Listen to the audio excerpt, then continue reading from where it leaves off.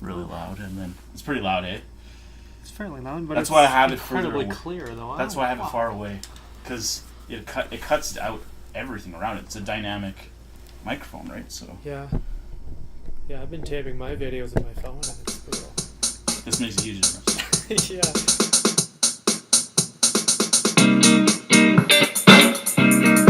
All right, Alex, thanks for coming into my space. I'm really excited to talk to you today about gaming and what you do. I think it's gonna be a really good conversation, and I think so too. And I appreciate you taking the time to come and sit down with me. And I just want to thank all my listeners and viewers for watching the show, and remind you to like and subscribe to the channel if you like the stuff that Alex and I talk about. So with that said, you ready for the first question? Sure, bring it on. Okay. Can you give me a brief statement about who you are and what kind of art you create? So my name's Alex Racine. Mm-hmm. I'm a game designer. Mm-hmm. I make board games. I make full immersion games. I'm currently working on a game called Uprise. Mm-hmm. It's going to be on Kickstarter March 20th. Yes. It's a tower building game. I'm vaguely familiar with it, having played it. And Yeah. thanks for that, by the way. Yeah. Some good feedback. And Yeah. I also, in terms of full immersion, Mm-hmm. I have a game called Plink Connect. Yeah. You would have played that at Carney Fest, an early version of it. Yeah. So I like making those types of games. Right. Very hands-on games are usually my favorite. Yeah. I also really enjoy 3D printing. Mm-hmm. I have 2 3D printers at home. Yes. I use them all the time. I make my custom game pieces, so I integrate it into my games, and it's definitely been a game changer. Pun not intended or intended? Maybe intended. How do you know when to focus on one project over another one? That one's very difficult for me. Mm-hmm. I always have multiple projects on the go, and that's kind of how I like it. Yeah. In a perfect world, I'd just develop all of them at the same time, release all of them at the same time, but of course that's It's not realistic. possible. Yeah, like I learned that the hard way, that eventually you got to buckle down and focus on one project. Yeah. So I guess deadlines for me help. Mm-hmm. Realistic deadlines, but barely realistic is probably my, I guess, comfort zone. Yeah. Obviously, if ideas aren't flowing, then that's a given that you should step back for a few days and give it some time. Yeah. But yeah, in the end, a few weeks deadline, and it's not even just launching. It could even just be, we need to play tests in a week. Well, I want everything to be presentable. I'm pretty picky about how it has to look for the play test. Yeah. And that's just enough to motivate me to finish designing a certain component so that it's ready for that. Yeah. So in a lot of cases, it's other things that are dictating Mm-hmm. that shift in priorities. It's not always like you have this perfect schedule mapped out, because like you said, you're kind of wanting to do everything all at once in a certain stage. But the way that game design works, you're kind of expected to figure out different things at different times, and maybe sometimes run into obstacles too, right? Yeah. And I think in the end, if I had my way, I guess, like, the most exciting part of making a game is probably the first little bit. Just like anything else in life, like the very beginning is definitely the most exciting. Yeah. So I think without those deadlines, I just constantly start something and be like, hey, this is going to be great. Yeah. Trust me on this, and then just never finish it. Do you have a favorite personal accomplishment that's come out of an act of adversity? I'd have to say my game Uprise. Mm-hmm. It used to be set around the theme of banks, banksters. You'd play the role of a bankster, world domination. Mm-hmm. I ended up getting a lot of feedback, and people just had, well, I guess, a lot of trouble relating to being the 1%, being the bankster. People don't tend to like them that much. Yeah. So I just kind of spun it around where instead now players are members of an up-and-coming secret society whose purpose is to overthrow the ruling elite. Right. So that was a good workaround, and instead of banks, now they're setting up these little bureaus, so just these secret little bureaus across the world. And it allowed me to keep that game going, because obviously it's very important to me. Like focusing on the personal accomplishment part. Like that's definitely a game that I've accomplished more out of than any other game I've ever worked on. The thing about the game too, right? And when we were talking about it before, my concern was that if you take away everything in terms of the theme, then like you said, you might lose the game in it. Mm-hmm. And that's really scary because you have so much great ideas or so many great ideas there, and how do you reconcile all those ideas if you change the theme dramatically? So changing the emphasis from one type of character to another still allows you to keep everything. Ended up being an easy fix. Initially, I debated something much more extreme, and it was exactly that. I was like, well, now I actually have to change the pieces that I'm printing and all this, and it's just too much for something that at least physically works, right? Yeah. So. It's not like there aren't games that talk about banking and being a banker, but I think it's actually less common to take it from the angle you're taking it. Yeah. So that's why it's interesting to me. Yeah. Either way, though, it's a fun game, so I think either way will be good. Hope so. Yeah. It's hard to reach people. That's the only thing nowadays. There's just so much static, and even just in the gaming industry itself, like so many games coming out on Kickstarter every month, and so many big budget games. That's what's making it hard for. Yeah. Well, that's because all these guys are like they dumped all their savings into this one game, and they're like, yeah. Well, nowadays, like, because you'll have what's the most recent one coming out? It's Gotham, and it's these games that I'm sure would sell without a Kickstarter, but it's a good medium to go, and it guarantees you sales. Yeah.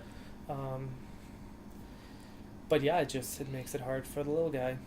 I would hope that. Or girl. Yeah, I would hope that most people can appreciate an authentic game versus a franchise trying to, Yeah, I would hope to, but they look good, and they can afford to spit out I don't know how many minis and stuff like that, right? Because they're hitting $1 million on those Kickstarters, some of them, so they know, I take a little loss on this, it's not a big deal, right? Yeah. But I hope you're right, and I think so. I've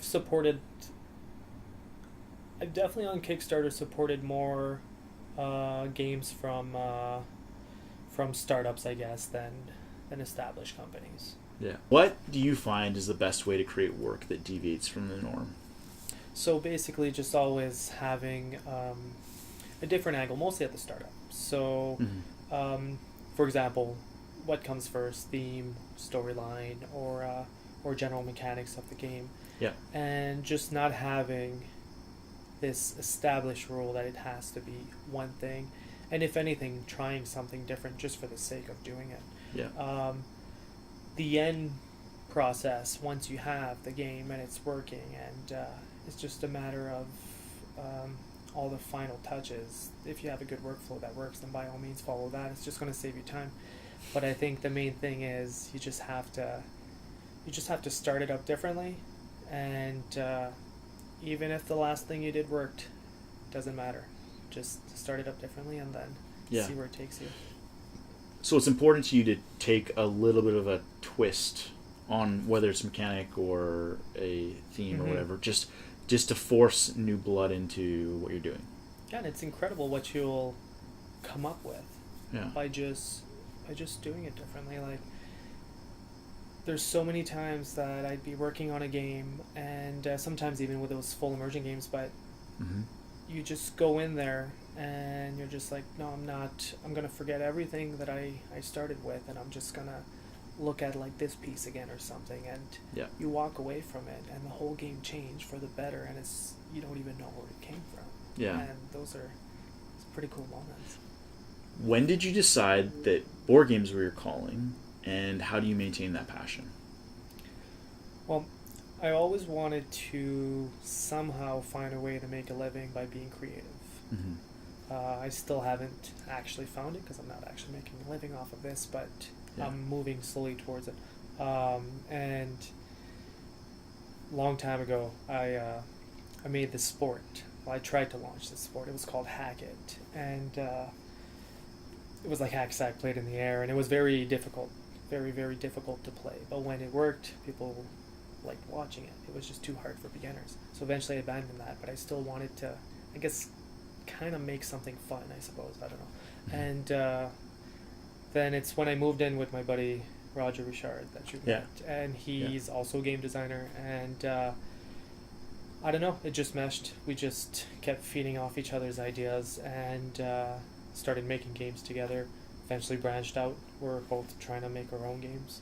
And he at the time was even more experienced when it came to games themselves, board games. Like I was still a newbie back then. Yeah. It was like 2011 there, but yeah, just the feeling you get after you make one and then you pass it on to people, and if they have fun, if they don't, it's a very different feeling, I suppose, but if they do enjoy it, it's really something else, you know. Mm-hmm. Yeah, as far as maintaining the passion, that I don't think it's going to be a problem in the foreseeable future. If anything, I think I should probably dial it back a little bit. Because I'm obsessed with making games. Well, yeah, because you've admitted that you have a lot of ideas and you are always trying to come to the next one. So it's not like the starting of something is a problem. It's the follow through. Exactly. Yeah. Yeah. Yeah. In a perfect world, and also I would have to be less of a control freak for this, but in a perfect world it would be like, hey, I've made this concept. Now go out and make this game, and I'm going to work on the next thing. Maybe you'll get to that point. Maybe you'll have a team of people, and they'll all be fabrication team or whatever, right? Yeah. I don't know what that looks like, but there's a lot of famous artists who do that. They don't even make their art. They actually go out there and they have a team of people who like do the painting or the drawing or whatever, and they're just talking at this point. And I'm like, for me, I've always struggled with that because it's like, are you actually making anything at this point? Are you, or just coming up with the idea? That's it. Huh? Yeah. Same thing with books, I guess. Yeah, it's just... There's authors that don't write anymore, and they just come out and they pay somebody else to write it for them. Yeah. It's not easy to come up with the idea, don't get me wrong, but yeah, most of the work isn't them. It's a ghostwriter. Yeah. Yeah. So one day, Alex, you'll be...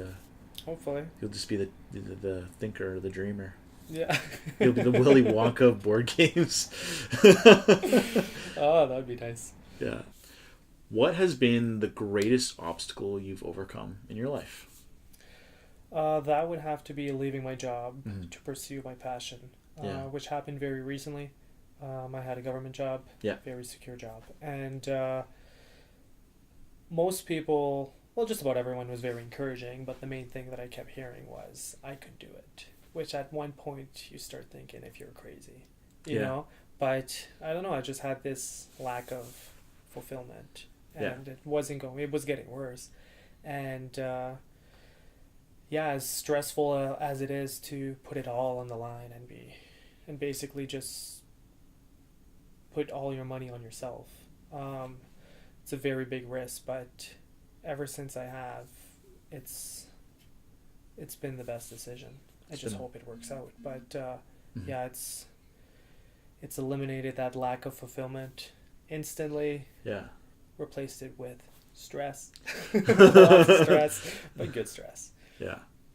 Yeah, it's funny how that works. I mean, not that my situation is the same as yours because I still have a day job, but I definitely do feel that pressure that you feel where it's like, is this what I want to be doing? And is this really worthwhile? And then when you're doing the thing that you love, you're like, yeah, this is so great. But you're like, how do I balance all these things?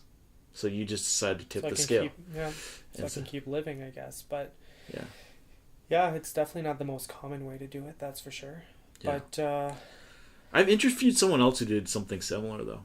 Yeah? This guy, he was at a job, he worked in web development or something similar in the UK, and he left the UK to go be in Mexico, live like dirt cheap, and do his YouTube series. Oh, wow. And his name is George Rockel Schmidt, and he actually has over 115,000 subscribers in the course of like a year and a bit.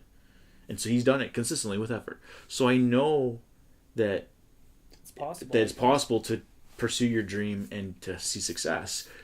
The thing that like you said is scary is that you don't have a safety net. Mm-hmm. But if you're willing to commit the time and the effort and to follow through, it's fully possible. I 100% believe that we're in like a resurgent of a cottage industry now with access to the internet. It makes us Yeah. be able to do a lot of things as individuals that for the longest time people weren't able to do with industrialization, right? Like it was sort of like, and I mean, I don't want to go into a rant about this, but it's not, I have a feeling that No, I you probably definitely agree. Oh, yeah. Yeah. Where it's like people in an educational system were being encouraged to go down a specific pathway, right? So that then it fulfilled that industrialization model. And I think that we're shifting away from that. I think, well, I guess if you want to dive into this, I think Yeah. people have been getting squeezed too hard for too long. Yeah. And that's where, like, you don't get your fulfillment at some point. Mm-hmm. And you start realizing that you can likely still make a living doing something else that you love. You know, Mhm. before I think it was, if you don't squeeze someone so hard, maybe they're not fulfilled, but they're content and they won't want to take the risk. But Mhm. you know, and I just mean like the micromanaging that happens in all realms, right? Like nowadays, that's just a new way of doing business. Yeah. Just pushing everyone to their absolute extreme, and then saying, "Hey, you're lucky to have this job." And it's got pretty serious right now. But do you know what I mean? Like it's 100%. But I think there's a beauty behind it because people get fed up, and they say, "Well, why am I not just doing this? I love doing this. I hate doing that." Yeah. Do you think that art can exist without integrity? I think so, but I also like to think that people can identify Mm-hmm. between, well, I guess if we want to spin it with games, between a game that someone's really poured their heart and soul into, Mm-hmm. rather than one that's just obviously purely for profit. Yeah. I think for the most part, people have been accustomed to marketing tactics and advertisement long enough to be able to differentiate between those Right. two. Do you think that games that show up on something like Kickstarter or Patreon or, you know, that are found through word of mouth, are people more interested in playing those games and finding those games? I mean, you might be biased and I might be biased too, but is that your impression? Somewhat. I think there's still a lot of people that don't really know enough about the crowdfunding movement. Mm-hmm. In board games, it's definitely becoming more common, but I still run into a lot of people who, surprisingly enough, don't know what Kickstarter is, which to me is it's just crazy because it's been around for so long, right? And there's so many things that came out of it. Yeah. But I do, I guess, think that there's an expectation that you're going to get something very unique, and it is exciting. Mm-hmm. I guess it just depends on your previous experiences, maybe, if you've funded a few projects, if you've had some really good products. If not, it might taint it a little bit, I guess, right. For the rest of them. But where can you expect to see yourself in the next few years? Ideally, as a game designer, Mm-hmm. I'd like to be releasing 2 games a year. I Mhm. think that would be the ideal scenario. Yeah. But I'd also would be interested in helping other game designers. Yeah. Because I've noticed hanging out with other game designers that a lot of people just, they don't want to do the entire process. They have a good game, they have a good theme, Yeah. and they just want to get it out there. And whether it's publishing the game with them or even just helping them out with certain things that I've become accustomed to, Yeah. or even just play testing. But I think it would be really fun to encourage other people to also pursue their dream with the game design, Yeah. and to help them do that. And it's funny you mention that because I think a lot of successful creators are moving towards that direction where it's like you have a full palette of services you offer people and you're like, I'm going to provide you this service of how to actually achieve these results that I've achieved. And you can say with confidence that you've done it because, like we were talking about earlier, you're the kind of guy who like learns every step of the process because you, as you said, a control freak, but I wouldn't say it that way. I would say it's more of you like to learn and figure it out. And I do like the learning process. But by doing that, it allows you to really understand it. So when you're seeing these new people who are getting into the hobby or business or whatever you want to call it, you can say, "Listen, I've been there and I know how to help you out." Right? Mm-hmm. So it's actually that's not a lofty goal. That's a smart and ambitious, but like it's totally achievable. Yeah, I think so too. Yeah. I think game designing is becoming more popular as well. So I was surprised to see just in Edmonton how many Yeah. game designers there are, and Yeah. I've only met a portion of them, right? There's that expo that's coming up too. Yeah, Epoch. I've Epoch. Yeah, I haven't been to it yet, but I think this might be the year that I actually Come check on down, it out. I'll be there. Yeah, Come you'll see be me. it. Yeah, Okay. When's the dates? I don't actually know. yeah. So March 20th is a Tuesday, so 21, 22. It's the 23rd and 24th. So Alex, we're at the final question. I always tailor make every last question for the person I'm interviewing you. So in this case, this is the question I think best encapsulates who you are. So you ready for it? Yeah, bring it up. Okay, so in a world of Wi-Fi and cell phones, why do you think board games matter? I think board games bring people together. Mm-hmm. So I think no matter how connected you are on whatever social media, there's a difference there. You're in front of the person, you're strategizing together sometimes or against each other. Yeah. But there's just a whole world of games out there and so many different games that it's just about impossible for someone not to find a game they like and to find someone that they can play with. And it's so common now for people to get landlocked to their phone. Like you'll see it. I mean, we all see it, and there's like jokes about this, memes and everything. But it's like you'll see a room full of people, and 9 out of 10 of them are on their phone, right? Yeah. At any given time. It's like the new way to remove yourself from an uncomfortable situation, right? Mm-hmm. Yeah, it's useful when you're stuck in a lineup at the grocery store. Don't get me wrong. Yeah. But yeah, at some point you have to actually connect with people. Mm-hmm. And yeah, I think board games are an easy way to do that. Yeah. What's fascinating to me, though, is when you get the people who are really into the hobby, they almost kind of shift away from being really social in a way sometimes. And I don't know if it's just because they're so passionate about the hobby that they forget etiquette. Yeah. I think it's like anything, right? But sometimes too, depending how in depth the game is, Yeah. you have to focus on what you're doing so much that there's not much socializing that happens. yeah, But yeah, I think just for the common people, people just have to realize that there's a whole world out there beyond Monopoly, Mhm. right? Like there are good games out there where yeah, you're not gonna hate the person you're playing with. yeah. You're not gonna flip the table over at the end of it Yeah. because it didn't go the way you wanted. Mm-hmm. It's funny.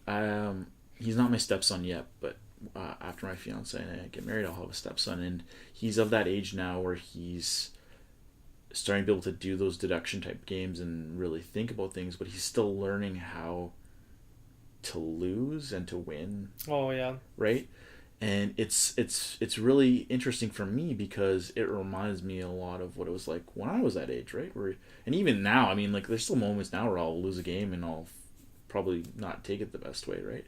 But it's also a great way to teach people how to behave. Yeah, I never Right. really thought of it that way. Yeah, it does. So, yeah, But overall, I think, especially with all the boarding cafes, especially in Edmonton now, yeah, it just gives you a chance to go out. mm-hmm. Inexpensive, ridiculously inexpensive. Still don't understand how they all stay afloat. It's incredible. But it just brings everyone together, and they just have the people coming in because of that factor, you know? It's great for dates. Mm-hmm. Great for family time, friend time. If it's It's everything you want to even have. Yeah, just some drinks, you know, and all the games are there. So yeah, okay, it's a perfect business model. And I might get a lot of hate from hardcore gamers on this, but I think games aren't changing enough. Yes, the graphics look amazing, mm-hmm. but it's always somewhat the same game, and that's why I kind of lost interest, I guess. Yeah. I'll still enjoy a game here and there, I guess, but even then, like, I don't know. Virtual reality, once it really becomes affordable, I could see myself buying that because that is extremely different than anything else. Yeah. But to play a game like the new, I don't know, Call of Duty, just because it's even more realistic, I'll watch it for 10 minutes and I'll be like, man, it looks friggin' amazing, and whoever worked on this game is a genius. But I just don't feel like I'm doing anything that I haven't done before. Yeah. Not to like sum you up, but I think a lot of the games that I've seen you make or I've learned that you have evolved through, Yeah. there's been a lot of that in there, and so board games is kind of a natural progression. Yeah, I guess Right. it is. Yeah. Can't make a sport anymore. Getting too old to play it. But you can make a board game. But I can make a board game of that, I guess. Yeah. Yeah, and that too. Just making games is a big progression. Like the first few games I made, they were okay. They were not bad, but didn't have too much replay value. You learn along the way, right? Yeah. But it's a fun ride. For sure. All right. Well, with that said, I think this has been a really good conversation, and I appreciate you coming into the space and talking with me about your passion and your new career, and I hope the very best for you, Alex. Thank you. And thanks for having me. Yeah, and hopefully we can do some more stuff in the future. Yeah, that'd be fun. Okay, awesome. Well, that's all she wrote.